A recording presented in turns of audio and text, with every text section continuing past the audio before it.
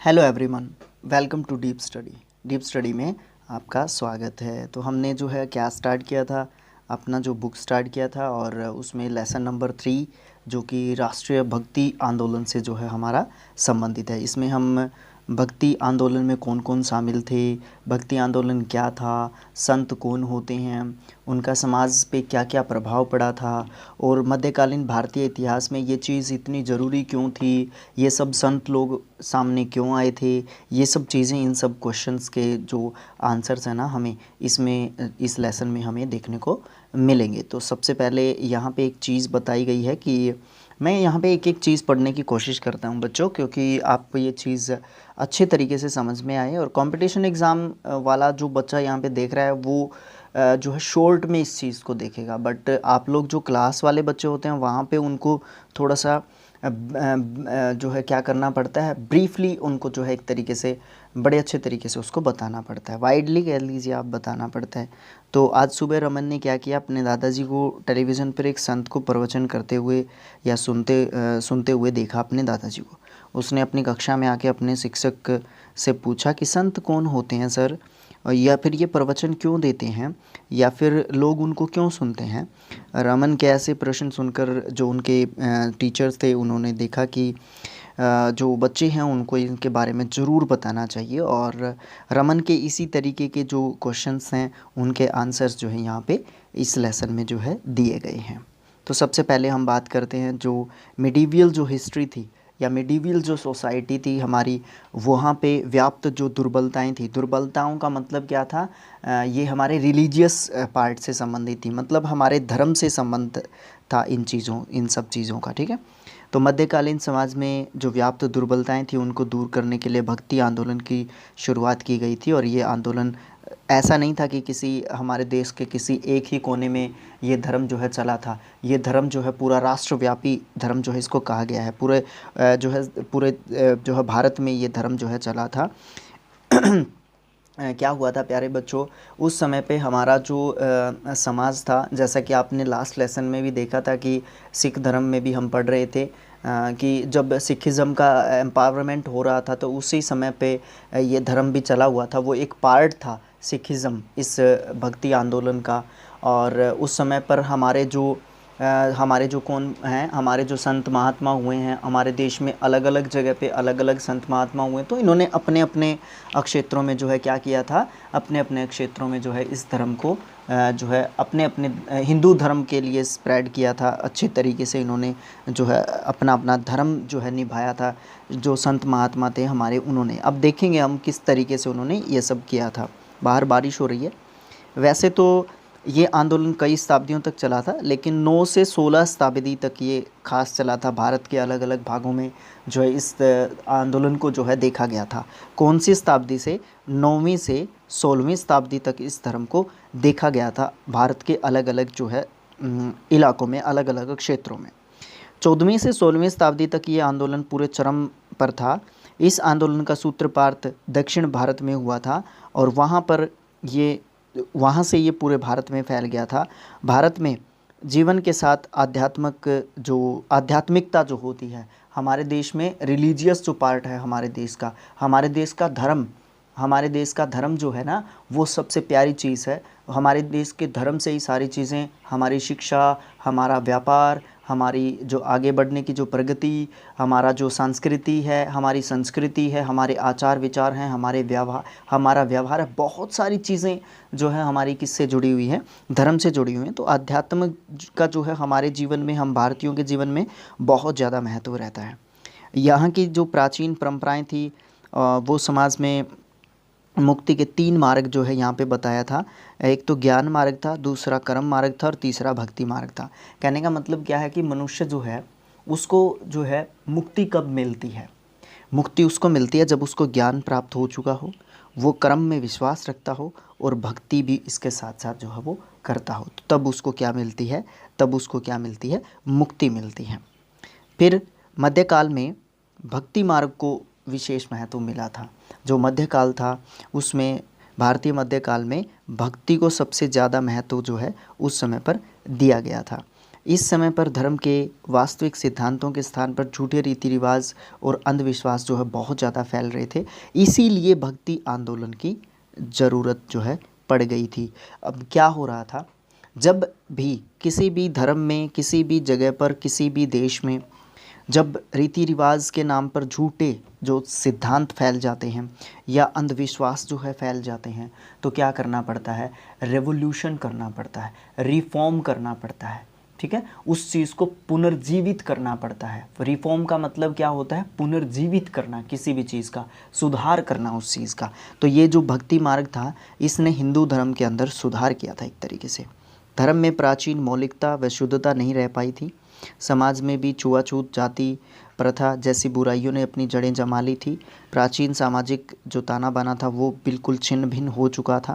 ऐसे समय में भारत के विभिन्न भागों में अनेक संतों ने समाज में व्याप्त जो बुराइयां थी उनको दूर करने के लिए भक्ति मार्ग का प्रचार प्रसार जो है एक तरीके से किया। अब हम देखते हैं कि भक्ति क्या होती है। भक्ति होती है भगवान जो होता है उसके प्रति अनुराग व समर्पण। अनुराग व समर्पण, अनुराग होता है अफेक्शन।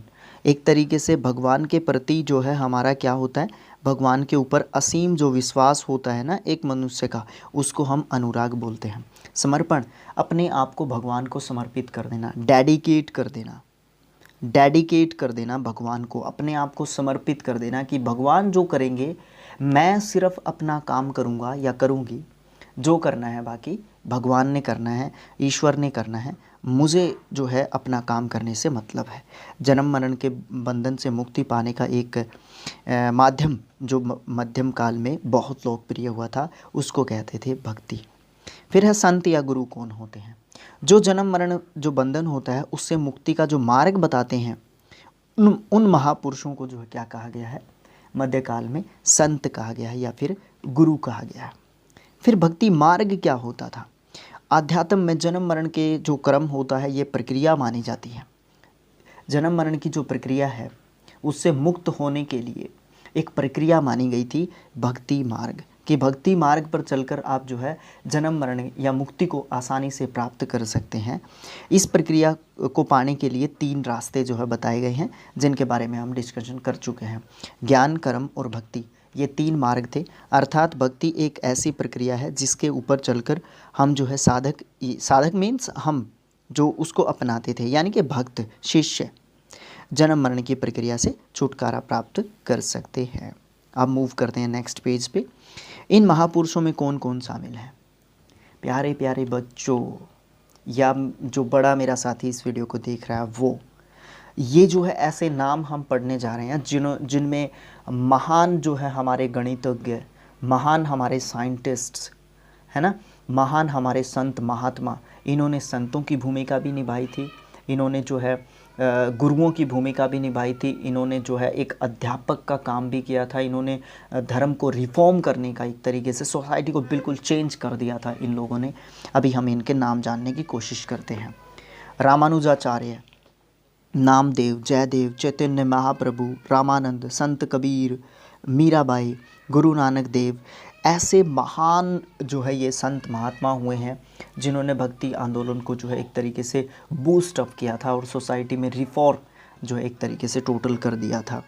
शंकराचार्य जो है अद्वैतवाद, अद्वैतवाद एक प्रक्रिया होती है, एक प्रोसेस होती है जिसमें क्या होता है, अद्वैतवाद में आत्मा और परमात्मा को एक ही माना जाता है।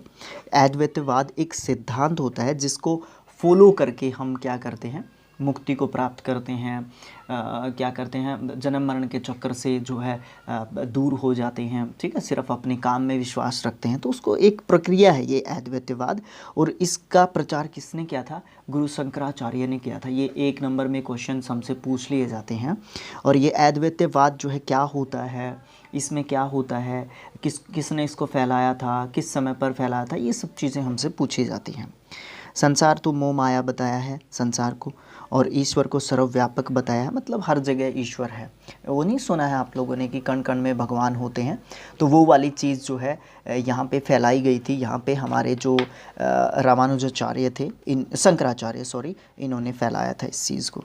भक्ति आंदोलन से जुड़े जो संत थे उनके मूल सिद्धांत जो है वो जो है आदि गुरु शंकराचार्य की विचारधारा ही थी, वो जो है मूल सिद्धांत उन्होंने दिए थे। अब बात करते हैं शंकराचार्य के बारे में। शंकराचार्य जी, आदि शंकराचार्य जी, ये पिक्चर में आपको देखने को मिलेगा, नहीं तो आप गूगल से भी देखें इनके बारे में। ये एक महान दार्शनिक थे जिन्होंने अद्वैत मत का जो है प्रचार किया था। उपनिषदों या फिर वेदांत सूत्रों में अनेक टीकाएं थी। टीकाएं मीन्स शिक्षाएं जो है, रचनाएं कह लीजिए आप, एक तरीके से इन्होंने लिखी थी। और इन्होंने भारत में 4 मठों की स्थापना की थी। इसमें जो है ज्योतिर्मठ, ये बद्रीनाथ में है।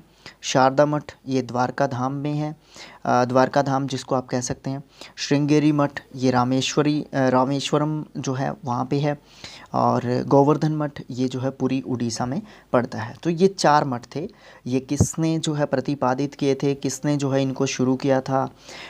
शंकराचार्य जी ने इसको शुरू किया था। और ये कौन थे? ये एक महान दार्शनिक थे। इनके बारे में तो एक अलग बुक भी है, अगर आप पढ़ना चाहें तो पढ़ भी सकते हैं उन बुकों को भी, उनसे भी हमें बहुत सारा चीज़ें सीखने को मिलती है। अन्यथा यहाँ पे हमारा सिर्फ इनके बारे में इतना ही बताया गया है। अब हम अपने प्रमुख भक्ति जो संत या गुरु हुए हैं उनके बारे में एक एक करके जो है पढ़ते हैं। थोड़ा थोड़ा इंट्रोडक्शन जो है उनके बारे में दिया गया है। अभी देखिए रामानुजाचार्य के बारे में। भक्ति आंदोलन के संतों में रामानुजाचार्य जो है वो प्रमुख संत थे। इनका जन्म चेन्नई के निकट जो है श्री पेरम्बुदूर नामक स्थान पर हुआ था 1017 में। ठीक है, 1017 ईस्वी में इनका जन्म हुआ था। उनके पिता का नाम केशव था और माता का नाम कांतिमती था। ये विष्णु के उपासक थे और ये सारा जीवन उन्होंने वैष्णव मत को प्रचारित करने में जो है लगा दिया था। उनके उपदेशों से प्रभावित होकर जनसाधारण से लेकर शासकों तक, राजाओं तक जो है उन्होंने वैष्णव मत जो है अपनाया था या स्वीकार किया था। उन्होंने इस बात पर का प्रचार किया था कि निम्न जातियां भी मोक्ष प्राप्त कर सकती हैं। उन्होंने श्रीमद्भगवद जो गीता है उस पर भाष्य लिखा था, वो अपनी रचनाएं लिखी थी। उनका कार्य क्षेत्र जो है दक्षिण भारत रहा था। तो रामानुजाचार्य के बारे में बात करें तो ये चेन्नई के निकट श्री पेरम्बदूर नामक स्थान पर 1017 में इनका जन्म हुआ था। इनके पिताजी, इनके माताजी, इनकी जो शिक्षाएं थी, इन्होंने वैष्णव मत को प्रचारित किया था।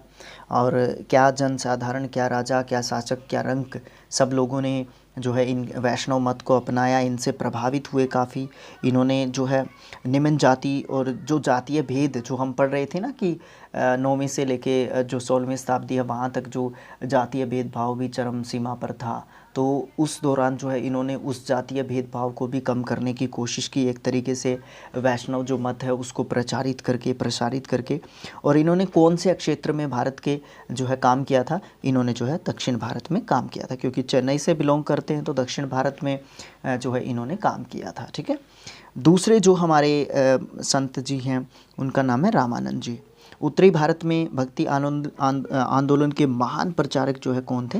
रामानंद जी थे। और इनका जन्म प्रयागराज में हुआ था। वे जाति प्रथा को नहीं मानते थे, वो उसके कटु आलोचक थे। उनके अनुयायी सभी जातियों के होते थे। उनके अनुयायियों को अवधूत कहा जाता था, जिसका अर्थ होता था बंधनों से मुक्त। सच्चे अर्थों में महान सुधारक थे ये। और उन्होंने स्त्री और पुरुषों जो है उनमें भी जो है काफ़ी जो है समानताएं लाने की कोशिश की। स्त्रियों को पुरुषों के बराबर माना था उन्होंने दक्षिणी तथा उत्तरी भारत में चलने वाले भक्ति आंदोलन जो था उसके बीच की कड़ी जो है रामानंद जी को माना जाता है। तो इनके बारे में और क्या बताऊं मैं आपको। इन्होंने जो है क्या किया था, इन्होंने जाति प्रथा को तोड़ने की कोशिश की थी। ठीक है। और ये दक्षिण भारत, उत्तर भारत में ये है पैदा हुए थे। ठीक है, प्रयागराज में। बट क्या किया इन्होंने जो है उत्तर भारत के साथ साथ जो ये दक्षिण भारत में भी जो है ये गए थे अपने जो मत है उसको प्रचारित करने के लिए। और इन्होंने इनके जो महान क्या बोल रहा हूँ मैं भी, एक बड़ी बात जो थी ना वो एक ये बात थी कि इनके जो शिष्य हैं उनको अवधूत कहा जाता है। अवधूत जो है किन के शिष्यों को कहा जाता है? तो रामानंद जी जो थे उनके शिष्यों को जो है अवधूत एक तरीके से कहा जाता है। अवधूत का मतलब क्या होता है, ये चीज़ पूछी जा सकती है कि जो सांसारिक जो मोह माया या बंधन होते हैं ना उनसे मुक्त, उस चीज़ को अवधूत कहा जाता है, उस व्यक्ति को अवधूत जो है कहा जाता है। फिर बात करते हैं नामदेव जी की। महाराष्ट्र में इनका जन्म हुआ था और भक्ति आंदोलन के प्रमुख संत भी थे ये। उनका जन्म 1270 ईस्वी में हुआ था और ये व्यवसाय से दर्जी थे। इन्होंने ईश्वर को सर्वशक्तिमान, निराकार और सर्वव्यापक माना। सभी का मतलब यही होता है, हर जगह, सर्वत्र, ठीक है, एवरीवेयर।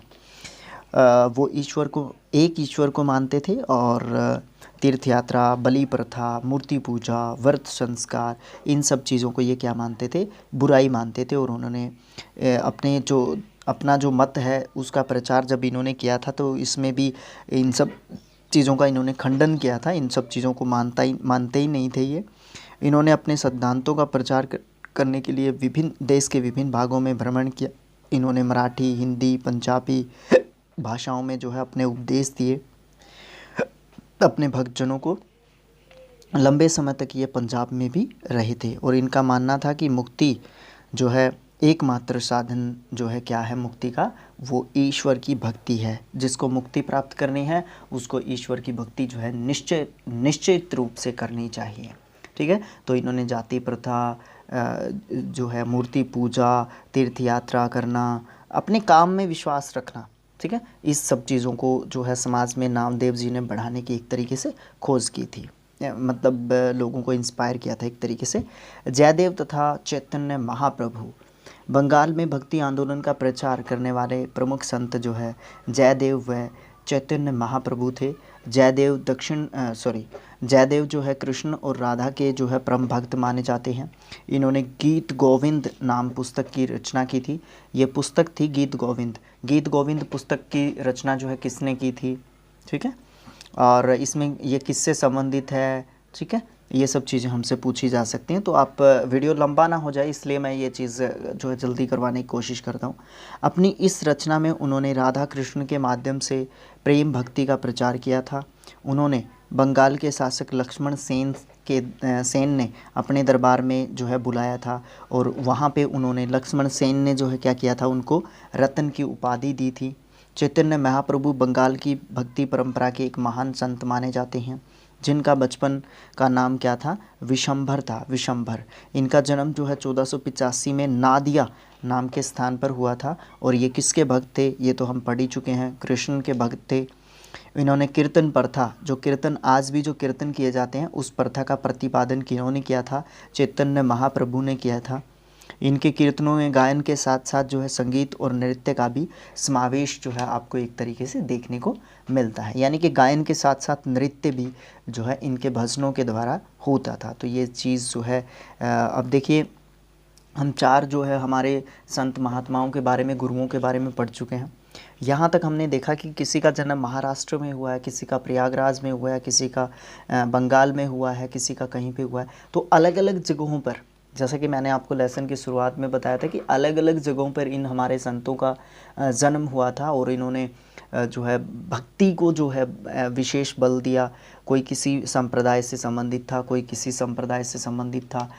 मेन उद्देश्य क्या था, सब जो है भगवान को भगवान के रूप को, स्वरूप को मानते थे और जो समाज है उसको रिफॉर्म करना चाहते थे। समाज को जो है एक तरीके से क्या करना चाहते थे, दोबारा से जो है हिंदू धर्म को एस्टेब्लिश करना चाहते थे, स्थापित करना चाहते थे। इसी कड़ी में हमारे अगले जो गुरु आते हैं, संत आते हैं, वो कबीर जी आते हैं। ये कवि भी रहे हैं इसके साथ साथ, है ना, बड़े अच्छे कवि रहे हैं ये। तो भक्तिकालीन संतों में धार्मिक और सामाजिक बुराइयों पर गहरी चोट करने वाले व सरल और शुद्ध भक्ति के महान प्रचारक कौन थे, संत कबीर जी थे। उन्होंने निरु और नीमा नामक जुलाहा दंपति के यहाँ पे जन्म लिया था और उनका पालन पोषण भी जो है इन्होंने ही किया था, है ना, नहीं सॉरी, इन्होंने पालन पोषण किया था इनका। उनके जन्म के बारे में ज़्यादा बताया नहीं गया है। देखते हैं आगे क्या बताते हैं इनके बारे में। तो इनका पालन पोषण नीरू और नीमा नाम के जुलाहा दंपति ने किया था और कबीरपंथी परंपरा के जो है अनुसार इनका जन्म 1455 में हुआ था, माघ शुक्ल पूर्णिमा को। ये ज़्यादातर पूछा नहीं जाएगा बट पता होना चाहिए, 1455 में इनका जन्म हुआ था। उत्तर प्रदेश के काशी नाम की जो नगरी है, हमारी धार्मिक नगरी है, यहाँ पे हुआ था और इनके बचपन से ही धार्मिक विचारों के व्यक्ति थे ये। और ये रामानंद के शिष्य थे, रामानंद इनके गुरुजी थे और इन्होंने उत्तरी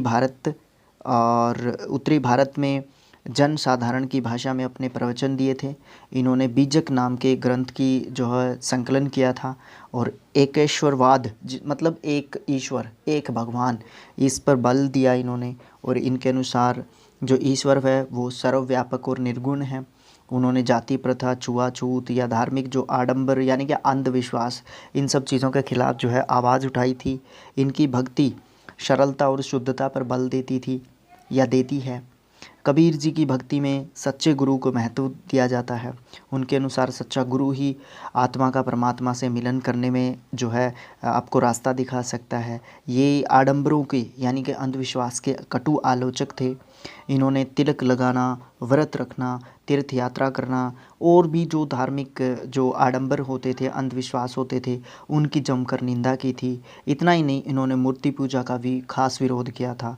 उन्होंने न केवल हिंदू धर्म के जो बाह्य आडंबर जो होते हैं उनका विरोध किया, बल्कि मुस्लिम जो मत है उसमें भी जो धार्मिक आडंबर जो है फैल चुके थे उस समय पर, उनकी भी जो है इन्होंने आलोचना की थी। हिंदू धर्म के साथ साथ वो मुस्लिम धर्म की जो अंधविश्वास, कटु जो आलोचना करते थे उन चीज़ों की जो गलत थी। ठीक है, सच्चे अर्थों में कबीर जो है एक ईश्वरवादी जो है संत थे। उन्होंने परमात्मा, राम, रहीम, अल्लाह, इन सभी नामों से जो है ऊपर सर्वशक्ति और सर्वशक्तिमान और निराकर जो है ईश्वर को वो मानते थे, क्योंकि वो एक ईश्वरवाद में जो है विश्वास करते थे। अब इसमें जो है लिखा हुआ है, क्या आप जानते हैं कबीर को हिंदुओं तथा मुसलमानों दोनों का स्नेह प्राप्त था। दोनों समुदाय ही अब इनको अपना मानते थे और कहा जाता है कि उनकी मृत्यु के बाद एक समुदाय उनके शव को जलाना चाहता था और दूसरा समुदाय उनके शव को दफनाना चाहता था। ऐसे थे हमारे संत महात्मा कबीर जी। ठीक है, तो ये जो है महात्मा कबीर के बारे में बताया गया है, संत कबीर के बारे में बताया गया है। दोनों मुस्लिम भी और हमारे हिंदू भी, दोनों ही इनको बराबर का प्रचार जो है एक तरीके से बराबर का प्यार करते थे। अब हम बात कर चुके हैं हमारे गुरु नानक देव जी के बारे में, तो हम बात ही कर चुके हैं। ठीक है, तो अब हम यहाँ से एक बार पढ़ लेते हैं, फिर आपको बताते हैं। गुरु नानक देव जी के बारे में आप पढ़ चुके हैं कि 1469 में तलवंडी में जो है इनका जन्म हुआ था और ये बचपन से ही चिंतनशील थे। संसारिक कार्यों में कम रुचि लेते थे और धार्मिक आध्यात्मिक कार्यों में जो है ज़्यादा रुचि लेते थे। 35 वर्ष की आयु से ही उन्होंने अपने अनुभवों को जो है प्रचारित करना शुरू कर दिया था और जगहों जगहों पर, जैसा कि आप जानते हैं कि वो जो है घूमते थे और रब यानी कि ये पंजाबी जो है कम्युनिटी से बिलोंग करते थे एक तरीके से, ये कह लीजिए। तो ये जो है रब कह के जो है भगवान को बुलाते थे और जो संसार का पालक या फिर सृजनहार है, ये जाति प्रथा में विश्वास नहीं करते थे। ये कहा करते थे कि जिस प्रकार से तन का मैल पानी से दूर हो जाता है, उसी प्रकार भक्ति अगर आप करेंगे तो आपका मैल जो है, मन का मैल जो है एक तरीके से दूर हो जाएगा। अगर आप भक्ति करेंगे तो वो जो है प्रभु के नाम सिमरन करने पर बल देते। सिमरन करना मतलब भगवान का नाम लेना, उसको सिमरन करना बोलते हैं पंजाबी च। वे सदा पवित्र जीवन जीने के लिए उपदेश देते थे। कबीर की तरह उन्होंने भी गुरु के महत्व पर बल दिया था। जपू जी, आसां दी वार नाम की अनेक रचनाएं उनकी जो है हमें देखने को मिलती हैं, जिसमें हमें जो है भगवान से संबंधित, गुरु से संबंधित, रब से संबंधित, प्रभु से संबंधित जो है हमें बहुत सारी शिक्षाएं जो है देखने को मिलती हैं। निर्गुण क्या होता है और सगुण क्या होता है? निर्गुण होता है, निर्गुण भक्ति धारा के संत को हम निराकार कहते थे, उसको निर्गुण कहते थे। और सगुण भक्ति धारा के जो संत होते थे उनको साकार मानते थे, यानी कि वो मूर्ति पूजा में विश्वास रखते थे। यानी कि निर्गुण जो विचारधारा थी वो मूर्ति पूजा में विश्वास नहीं रखती थी, लेकिन जो सगुण विचारधारा थी वो मूर्ति पूजा में विश्वास जो है रखती थी। फिर हम बात करते हैं, अपने कुछ यहाँ पे पॉइंट्स लिखे हुए हैं। यहाँ पे जो पॉइंट्स हैं, दक्षिण भारत में जो भक्ति थी वो कैसी थी? भक्ति आंदोलन का आरंभ दक्षिण भारत में ही हुआ था। वहाँ पे ऐसे अनेक संत जो हुए थे जो धार्मिक आडंबरों को, भगवान शिव व विष्णु को आराध्य मानकर जो है दूर करना चाहते थे और समाज में एक रिफॉर्म लाना चाहते थे। नयनार क्या है? दक्षिण भारत के शैव संत या फिर अनुयायी जो शिव के पुजारी थे उनको नयनार कहा जाता है। इनकी संख्या कितनी थी? 63, यानी कि 63 थे ये संख्या में। संत अपार, संत सबंदर, सुंदर मूर्ति इनमें से सबसे प्रमुख थे। ये शिव की भक्ति का प्रचार घूम घूम कर करते थे। समय आते आते, कालांतर मतलब जैसे जैसे समय बीतता गया, ये संप्रदाय अनेक भागों में विभक्त हो गया था। कापालिक, वीरशैव इनमें सबसे प्रमुख जो है एक तरीके से समुदाय बन गए थे। अलवार क्या होता है? ये दक्षिण भारत के वैष्णव संत थे। इनकी संख्या 12 थी। तिरुमंगई, पेरिया अलवार, नम्मालवार प्रसिद्ध अलवार संत थे।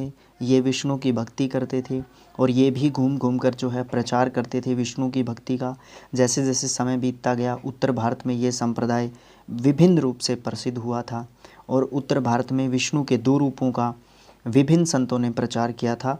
2 रूपों का, इसमें से कुछ जो है राम भक्ति पर ध्यान देते थे और कुछ जो है कृष्ण भक्ति पर ध्यान देते थे।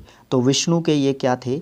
ये 2 रूप जो है विष्णु के माने गए थे। कुछ राम भक्ति के ऊपर बल देते थे और कुछ विष्णु भक्ति पर बल देते थे। तो ये जो 2 रूप बने थे भगवान विष्णु के, तो ये अलवार जो ग्रुप आया था उसके विचारधारा के अनुसार जो है ये बने थे। उसी वैष्णव मत में से ये जो 2 विचारधाराएं थी ये निकली थी। अब बात करते हैं मीराबाई की। तो ये किसकी भक्त थी? परम भक्त किसकी थी? कृष्ण जी की ये परम भक्त जो है मानी जाती हैं। मध्यकालीन संत परंपरा में संत महिला संतों में मीराबाई को विशेष जो है महत्व दिया जाता है। गुरु रविदास की शिष्या थी और कृष्ण की अन्य भक्त थी।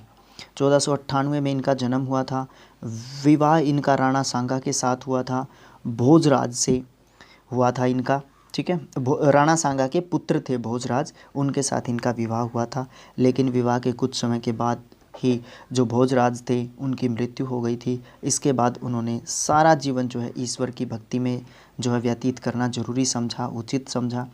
मीरा एक तारा नाम का वाद्य यंत्र जो है बजाती थी और अपने जो गुरु थे, अपने जो आराध्य थे, उनकी जो है भक्ति करती थी। उनके भक्ति के गीत गा गा कर जो है प्रेम का संदेश जो है देती रहती थी। उनके गीत जो है राजस्थानी भाषा में होते थे, जिनमें आत्मा की परमात्मा से मिलन की यात्रा को दर्शाया गया है। इनकी जो भक्ति गीत होते थे उनमें, और इनकी मृत्यु 1547 में जो है हुई थी।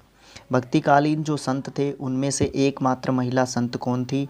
मीराबाई थी। इसीलिए इनको ध्यान रखना बहुत ही आसान काम है, जिन्होंने सामाजिक बंधनों से भक्ति को जोड़ दिया था। मतलब किस तरीके से आप जो आपके सामाजिक जो चीज़ें होती हैं, सामाजिक जो जीवन होता है, जो सामाजिक जीवन होता है, सोशलिज़म होता है, उसको किस तरीके से रिलीजियस जो हमारा पार्ट होता है, धार्मिक जो हमारा जीवन होता है, उससे जो है किस तरीके से जोड़ा जाता है, वो मीराबाई ने जोड़ के दिखाया था। बात करते हैं वल्लभाचार्य जी की। उत्तर भारत में भक्ति संतों में वल्लभाचार्य जी का नाम भी लिया जाता है।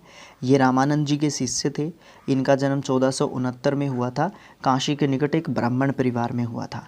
इनकी भक्ति का मूल वैराग्य था। वैराग्य मतलब ये जो सामाजिक जीवन है ना, उसको जो है महत्व नहीं देते थे, ये भक्ति को ही महत्व देते थे। संसार को माया मानते थे और ईश्वर प्राप्ति के लिए सांसारिक सुखों का त्याग करना, जैसा कि मैंने आपको बताया कि वैराग्य वही व्यक्ति होता है जो सांसारिक जो बंधन होते हैं ना, उनसे बिल्कुल अपने आप को कट ऑफ कर लेता है। उन्होंने अपने अनुयायियों को प्रत्येक वस्तु को कृष्ण को समर्पित कर देने के लिए, डेडिकेटेड कर देने के लिए जो है उपदेश दिया था। धन्ना भगत ये भी जो है बहुत अच्छे भगत एक तरीके से माने जाते हैं और राजस्थान के भक्त हैं ये धन्ना भगत जी। राजस्थान के टोंक जिले के धोन कला नामक गांव में जन्मे धन्ना भगत एक किसान परिवार से संबंधित थे। उनका जन्म 1415 में हुआ था। उनका परिवार अतिथि सत्कार के लिए बड़ा प्रसिद्ध था। उनके घर पे आए किसी भी साधु संत या व्यक्ति को भूखे पेट नहीं जाने दिया जाता था। उनके पिता का नाम रामेश्वर और माता का नाम गंगाबाई था। वे वैष्णव परंपरा के संत थे और धन्ना भगत से संबंधित कई कथाएं भी प्रचलित हैं। धन्ना भगत के कुछ दोहे गुरु ग्रंथ साहिब में भी संकलित हैं और उन्हें लोगों का बड़ा आदर प्राप्त था। 1475 में उनकी मृत्यु जो है हो गई थी। तो धन्ना भगत ने भी काफ़ी उत्तर भारत में काफ़ी सहयोग दिया था। जो भक्ति आंदोलन है उसको काफ़ी मोटिवेट एक तरीके से किया था। गुरु रविदास जी ये भक्ति आंदोलन के संतों में शामिल हैं। ये रामानंद जी के शिष्य माने जाते हैं और 1450 में वाराणसी में इनका जन्म हुआ था। इनके पिता का नाम रघुराम था और उत्तर भारत में जो इनका जो भक्ति प्रचार है इन्होंने किया था। इनके जो है अनेक जो पद हैं वो सिख धर्म की पवित्र पुस्तक गुरु ग्रंथ साहिब में संकलित किए गए हैं। इन्होंने जाति प्रथा, ऊंच नीच, धार्मिक आडंबर, उन सब चीज़ों का विरोध किया था और सादगीपूर्ण जीवन जीते हुए ईश्वर की भक्ति करने में ये विश्वास रखते थे। बात करते हैं रसखान जी की। इनकी कविताएं, इनका जो काव्य है वो आपने पढ़ा तो नहीं होगा, बट जो भी बच्चा, जो बड़ा बच्चा जो कॉम्पिटिटिव एग्ज़ाम की तैयारी कर रहा है वो इस वीडियो को देख रहा है, वो इनको बड़े अच्छे तरीके से जानता होगा, क्योंकि 9th क्लास से लेके जो बीए है हमारी, उसकी हिंदी में आपको रसखान ज़रूर किसी ना किसी चैप्टर में जो है देखने को मिलेंगे, किसी ना किसी कक्षा में आपको देखने को मिलेंगे इनकी कविताएं या इनकी जो लेखनी है वो। रसखान जी जो है उनका वास्तविक नाम जो है सैयद इब्राहिम था और ये दिल्ली के आसपास के रहने वाले थे। 16वीं से 17वीं शताब्दी के भक्ति संत थे। ये कृष्ण भक्ति से मुग्ध होकर विट्ठल नाथ से दीक्षा लेकर ब्रजभूमि में जा बसे थे। सुजान रसखान, प्रेम वाटिका इनकी प्रमुख रचनाएं हैं। कृतियाँ मतलब इनकी रचनाएं हैं। इनकी रचनाओं में कृष्ण के प्रति भक्ति भाव, ब्रज महिमा, राधा कृष्ण की प्रेम लीलाएं, इन सब चीज़ों का मनोहर जो है वर्णन हमें इनकी जो रचनाएं हैं, इनकी जो कृतियां हैं उनमें देखने को मिलता है। भक्ति संतों के अतिरिक्त सूरदास जी, झूलेलाल, पीपाजी, दादू दयाल, ज्ञानेश्वर, रामदास, पूनतानम, नरसिंह मेहता, शंकरदेव और भी बहुत सारे भक्ति जो है संत हुए हैं जिन्होंने राष्ट्रीय भक्ति आंदोलन में जो है अपनी महत्वपूर्ण भूमिका निभाई थी और जो है क्या किया था, जो लोग हैं, जो फैलती हुई जो अराजकता थी, आडंबर थे, अंधविश्वास थे, जाति प्रथा, ऊंच नीच की भावना, ये सब चीज़ें जो है दूर करने का हमारे भक्ति संतों ने भरपूर प्रयास जो है किया था। मलिक मोहम्मद जायसी, आमिर खुसरो, रहीम, ये सब भी जो है कवि या लेखक माने जाते हैं। इन्होंने भी भारतीय जीवन में जो है भक्ति आंदोलन की जो है अंदर जो है अपनी काफ़ी हद तक जो है भूमिका निभाई थी। क्या आप जानते हैं केरल के पूनातानम, गुजरात के नरसिंह मेहता और असम के शंकरदेव, ये संत जो हैं अपने भक्तजनों, अपने भजनों, पदों या वाणी को जो है उसमें भारत भूमि का वर्णन करते हैं। भारत भूमि, इन सब संतों ने अपनी जो वाणियाँ हैं, इनके जो पद हैं, इनके जो भजन हैं, जो भी ये नाम लेते थे उनमें जो है भारत भूमि नामक जो है शब्द का या फिर भारत भूमि का बखान किया गया है, प्रशंसा जो है एक तरीके से की गई है। अब प्रमुख शिक्षाओं की बात करते हैं। भक्ति क्या होती है? मुक्ति पाने का एक सरल और सुमार्ग जो है भक्ति था। भक्ति आंदोलन के विभिन्न संतों ने समाज में आई अनेक बुराइयों का विरोध किया। भक्ति में मध्यकाल जो था उसमें भक्ति के 2 रूप प्रचलित थे, आपको पता है, एक तो सगुण और एक निर्गुण। यानी कि एक ऐसा ग्रुप था जो मूर्ति पूजा में विश्वास रखता था, दूसरा ऐसा ग्रुप था जो मूर्ति पूजा में विश्वास नहीं रखता था, लेकिन कहीं ना कहीं भक्ति के ऊपर ज़रूर बल देता था। अपने अपने तरीके से जो है भक्ति के ऊपर जो है बिल्कुल जो है जोर देते थे ये, ठीक है। फिर सगुण जो भक्ति है वो जो है ईश्वर को साकार्य रूप से मानती थी और निर्गुण जो भक्ति विचारधारा थी वो कल्पना निराकार के रूप में जो है ईश्वर को मानती थी। चैतन्य महाप्रभु, रामानंद, मीराबाई, ये सब संत जो है ईश्वर के सगुण भक्ति विचारधारा को मानते थे। गुरु नानक देव जी, संत कबीर जी ईश्वर के निराकारी और सर्वव्यापी जो है रूप को जो है मानते थे। भक्ति आंदोलन में सभी संत ईश्वर की एकता में विश्वास रखते थे और इनकी जो है अलग अलग शिक्षाएं और दीक्षाएं या टीकाएं जो है उस समय पर रही थी। सर्वव्यापक ईश्वर का क्या मतलब था कि जो भगवान है, जो ईश्वर है, जो ईश्वर है वो सर्वशक्तिमान और सर्वव्यापक है। वह सृष्टि के कण कण में विद्यमान है। गुरु नानक देव जी के अनुसार उसको मंदिरों मस्जिदों में ढूंढने की बजाय अपने मन में ढूंढना चाहिए। भक्ति आंदोलन में अपने आराध्य के प्रति आत्मसमर्पण पर बल दिया इन संतों ने, और संतों के अनुसार मनुष्यों को अपना सब कुछ इष्ट को यानी कि ईश्वर को समर्पित कर देना चाहिए। तो सबसे पहली बात तो क्या है, इन्होंने बताया अपनी शिक्षाओं में कि जो ईश्वर हैं, जो भगवान हैं, वो क्या हैं, वो अजर अमर हैं, सर्वशक्तिमान हैं, सर्वव्यापक हैं। उनको मंदिरों मस्जिदों में जाकर ढूंढने की ज़रूरत नहीं है। गुरु नानक देव जी के अनुसार उनको अपने मन के अंदर झांकने की ज़रूरत है, मन के अंदर ढूंढने की ज़रूरत है। प्रभु भक्ति, उन्होंने प्रभु भक्ति के ऊपर विश्वास पूरा फोकस किया, पूरा जो है बल दिया कि भगवान की आप भक्ति कीजिए। चैतन्य महाप्रभु के अनुसार कृष्ण की भक्ति ही मनुष्य को मुक्ति दिला सकती है। गुरु नानक देव जी ने भी ईश्वर का नाम जपने पर बल दिया है। गुरु को महत्व, अब सबसे पहली चीज़ और आखिरी चीज़ जो है भक्ति आंदोलन की यही है। क्योंकि मैंने लेसन की शुरुआत में भी बताया और इस लेसन में पढ़ते पढ़ते आपने बीच में भी देखा होगा, महसूस भी किया होगा कि जो गुरु हैं, संत हैं, महात्मा हैं, उनका महत्व क्या है, उनका महत्व समाज में क्या है, उनका योगदान क्या रहा।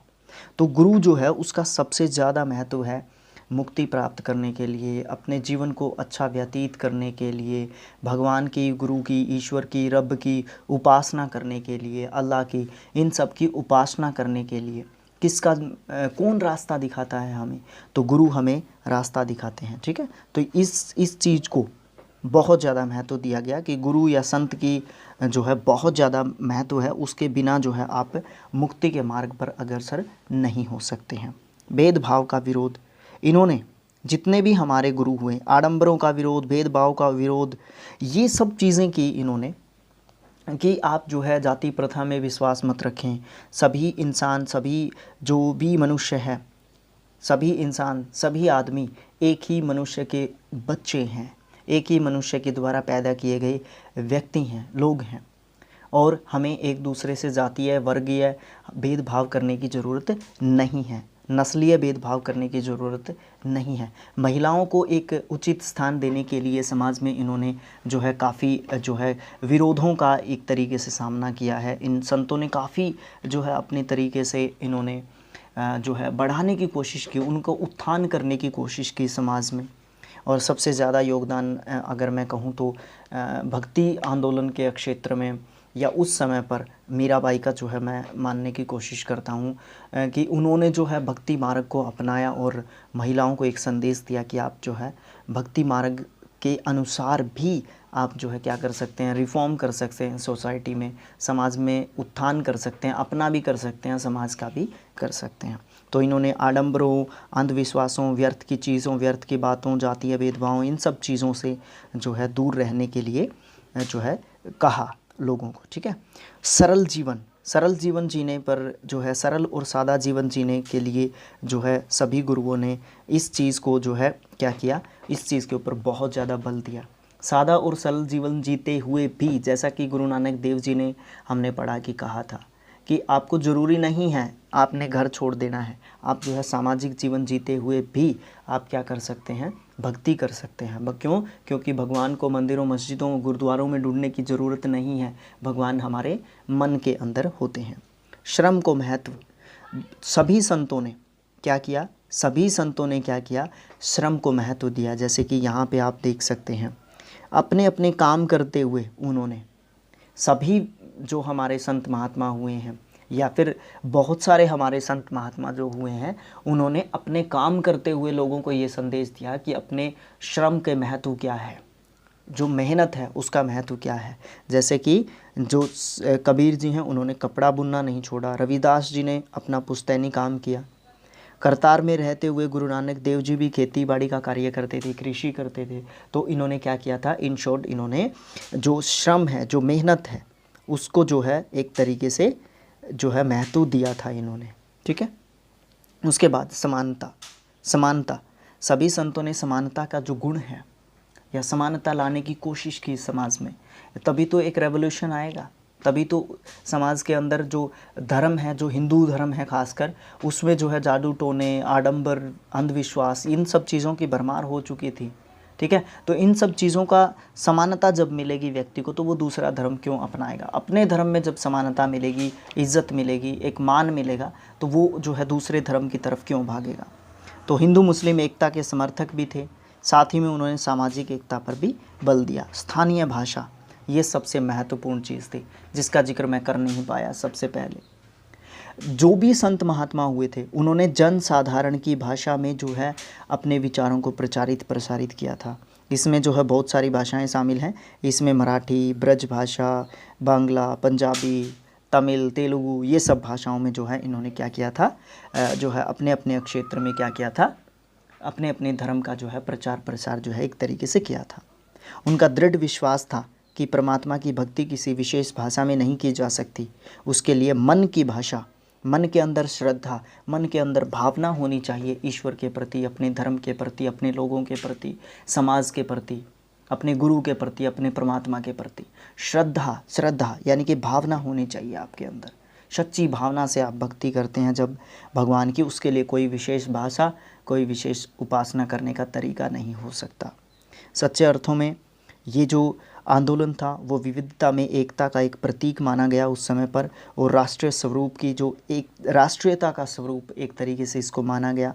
नेशनलिटी, पैट्रोटिज़म यानी कि देशभक्ति का भी जो है संदेश इन जो गुरु महात्मा संत जो हुए इन्होंने दिया था उस समय पर।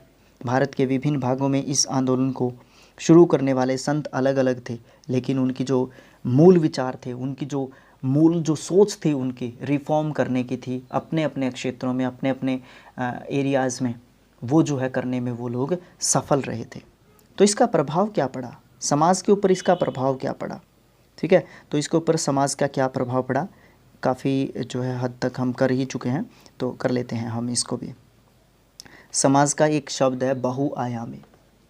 बहुआयामी देखिए, जाति प्रथा को दूर करने में बिल्कुल देखिए जड़ से तो ख़त्म नहीं होगा, बट कुछ हद तक इन्होंने जाति प्रथा को दूर करने के लिए प्रयास किए, भक्ति मार्ग पर लेके आने की कोशिश की।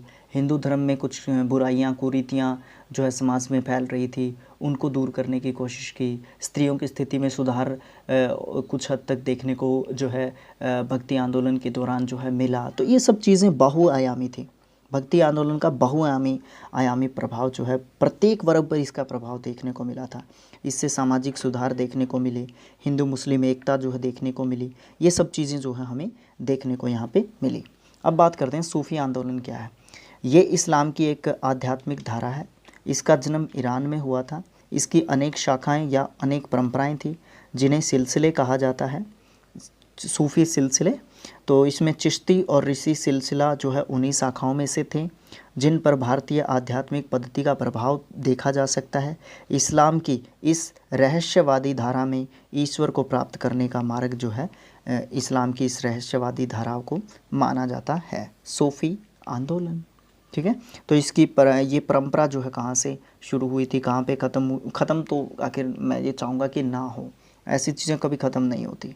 कुरीतियों पर प्रभाव, अब देखिए स्त्रियों की स्थिति में सुधार होना, इस तरीके की चीज़ें जब रिफॉर्म्स, अनेक रिफॉर्म्स जब हमारे यहाँ पे बहुत सारे सुधार, पुनर्जीवन एक तरीके से सोसाइटी में हमने देखा, तो उससे क्या होगा, बहुत सारी कुरीतियों के ऊपर प्रभाव पड़ेगा, है ना। कुरीतियों पर प्रहार हुआ एक तरीके से, है ना। एक नई दिशा मिली समाज को, है ना। और सामाजिक वर्ग जो हैं एक दूसरे के साथ कंधे से कंधा मिला के चलने को देखते हैं। इससे सामाजिक, सांस्कृतिक और धार्मिक सुधार जो है हमें समाज के अंदर, सोसाइटी के अंदर देखने को मिले। तो इससे जो है भक्ति आंदोलन को एक नई दिशा, धर्म को एक नई दिशा मिली, ठीक है। आध्यात्म से जोड़ दिया गया धर्म को, और इससे धर्म को क्या हुआ, एक नई दिशा जो है देखने को मिली। और संतों ने क्या किया था, संतों ने विभिन्न प्रकार के धार्मिक जो आडंबर या फिर वही बात आ रही है बार बार, अंधविश्वास, इन सब चीज़ों को दूर कर दिया था उन्होंने, और धर्म को एक तरीके से पवित्र पाक बना दिया था उन्होंने, ठीक है। तो इसमें जो है सादगीपूर्ण जीवन जीने पर विश्वास जो है पूरा बल दिया था उन्होंने, हमारे संतों ने। तो इसमें दिक्कत क्या थी, तो फिर लोगों ने दोबारा से जो है अपने धर्म को ही बेहतर जो है समझने पर बल दिया। सभी वर्गों के लिए मुक्ति मार्ग खोल दिए। सबसे मेन काम क्या था, जाति प्रथा को जो है दूर कर दिया गया था। उससे जो है क्या हुआ था, सभी लोग जो है, सभी वर्गों के लोग जो है ईश्वर भक्ति के ऊपर जो है विश्वास करने लगे। वो ईश्वर में विश्वास हुआ तो उनका जो है जीवन भी जो है जात पात, इन सब चीज़ों से, धर्म कर्म कांड, इन सब चीज़ों से जो है ऊपर उठकर वो एक अच्छा जो है जीवन जीने में विश्वास रखने लगे। इसी कड़ी में जो है एक नाम आता है दारा शिकोह। ये एक मुग़ल शहज़ादा था राष्ट्रीय जो भक्ति आंदोलन था उसका प्रभाव धर्म से भी ऊपर था। इसका एक उदाहरण मुग़ल शासक शाहजहाँ के पुत्र दारा शिकोह का देखने को मिलता है। दारा शिकोह मुग़ल शासक औरंगज़ेब का बड़ा भाई था। उसके पिता जो है उसको अपना उत्तराधिकारी मानते थे और घोषित भी कर दिया था। वो एक धार्मिक सहिष्णुता का प्रतीक माना जाता है। वो अपने विचारों से उदार था। वो सिखों के 7वें जो गुरु थे हमारे गुरु हरराय जी, उनका बड़ा सम्मान करता था। सिख गुरु हरराय भी उन्हें अपना मित्र मानते थे। वो जो है भारतीय धर्म और दर्शन से बहुत प्रभावित था दारा शिकोह। उसने उपनिषदों का फ़ारसी में अनुवाद करवाया। ये सीर-ए-अकबर नाम से संकलित हैं, ये फ़ारसी में जो करवाए थे। इसी अनुवाद के माध्यम से भारतीय उपनिषदों का ज्ञान विदेशों तक भी पहुंचा था। इतना ही नहीं, उसने हिंदू धर्म के वेदांत और मुस्लिम धर्म में सूफीवादी विचारधाराओं का तुलनात्मक अध्ययन करके एक पुस्तक लिखी थी, मजमा उल बेहरीन। बेहतरीन नहीं, बेहरीन। ये पुस्तक किसने लिखी थी, किससे संबंधित है, क्या इसमें कहा गया है, ये सब चीज़ें पूछी जा सकती हैं हमसे। उसकी एक और पुस्तक थी जिसका नाम हसनात उल आफरीन है, आरिफीन है। इसमें जो है धर्म और वैराग्य के बारे में बताया गया है। लेकिन दुर्भाग्य से शाहजहाँ के शासन के काल के अंतिम दिनों के दौरान उसके पुत्रों के बीच में सिंहासन को लेकर जो है उत्तराधिकार में के अंदर जो है युद्ध छिड़ गया था। हालांकि उत्तराधिकारी जो है दारा शिकोह को जो है घोषित किया गया था, बट आपस में लड़ने लगे थे। और इसी चक्कर में जो औरंगजेब है उसने दारा शिकोह की हत्या करवा दी और 1658 में वो जो है खुद मुग़ल शासक जो है बन गया था। ठीक है। और औरंगजेब के जगह पे उत्तराधिकार के युद्ध में दारा शिकोह की जीत अगर हो जाती तो आप ये देख सकते हैं कि जो उत्तर भारत है खासकर यहाँ पे किस तरीके की जो है चीज़ें आपको देखने को मिलती। तो ये एक क्वेश्चन ही रह गया उस समय पर। ठीक है। तो इस तरीके से हमारा जो ये लेसन है वो ख़त्म हो जाता है। ठीक है। और इससे जो है इसका क्या प्रभाव पड़ा, क्या नहीं पड़ा, ये सब चीज़ें आप जो है इमेजिन कर सकते हैं उस समय के समाज के बारे में सोचकर। ठीक है। इससे जो है में क्या हुआ, विभिन्न वर्गों का जो है उत्थान हुआ, सामाजिक चेतना, धार्मिक, सांस्कृतिक और राजनीतिक रूप से भी जो है लोगों का उत्थान हुआ एक तरीके से। ठीक है। खासकर तो सांस्कृतिक और धार्मिक उत्थान जो है लोगों का हुआ। ठीक है। और लोग एक दूसरे भाईचारे की भावना को उत्थान मिला, बढ़ावा मिला इस सब चीज़ों से। ठीक है। तो ये जो लेसन है हमारा, इसमें जो है राष्ट्रीय भक्ति आंदोलन में ये एक्सरसाइज आप कर सकते हैं। और पीडीएफ के लिए आप जो है स्किल IQ एजुकेशन, हमारा चैनल है दूसरा स्किल IQ एजुकेशन, अगर आप टेलीग्राम पे जाएंगे इसका पीडीएफ अगर आपको यही चाहिए, वैसे तो बुक है, आप NCERT एप्लीकेशन डाउनलोड कर लेंगे, वहाँ पे ये पूरी बुक मिल जाएगी आपको। लेकिन अगर यही पीडीएफ आपको चाहिए जो हमने बनाया हुआ है, हाईलाइट किया हुआ है, तो ये पीडीएफ आपको वहाँ पे मिल जाएगा। ठीक है। तो 4th लेसन जो भी होगा हमारा, यहाँ पे हमने पीडीएफ में नहीं लिया है, 4th लेसन जो भी होगा हमारा उस वीडियो में आपको देखने को मिलेगा। Thanks for watching, thank you so much. और जैसे कि आप देख रहे हैं कि डीप जो स्टडी ऑफिशियल चैनल है, इसको आप सब्सक्राइब करें और अपने दोस्तों के पास शेयर कर दें। ठीक है। और पीडीएफ्स के लिए आप जो है स्किल IQ एजुकेशन दूसरा अपना चैनल है, उसको भी आप जो है फॉलो करें, सब्सक्राइब करें। Thanks for watching, thank you so much बच्चों। मिलेंगे नेक्स्ट वीडियो में। Thank you so much.